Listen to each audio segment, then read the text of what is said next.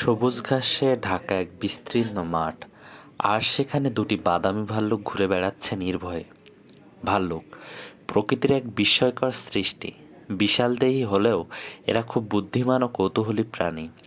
তাদের প্রিয় খাবারের তালিকায় আছে মধু, মাছ, ফল আর মাঝে মাঝে মাংস। বাদামি, ধূসর বা সাদা বিভিন্ন প্রজাতির ভাল্লুক পাওয়া যায় পৃথিবীর নানা প্রান্তে। পান্ডা ভাল্লুক কেবল বাঁশ খায়, আর ধবল ভাল্লুক বা পোলার বিয়ার বরফ রাজ্যের রাজা।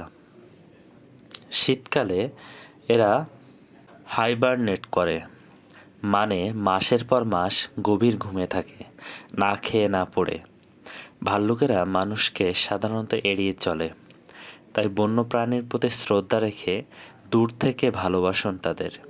ভাল্লুককে জানুন, প্রকৃতিকে ভালোবাসুন। এমন আরও তথ্য জানতে সাবস্ক্রাইব করুন আমাদের চ্যানেল।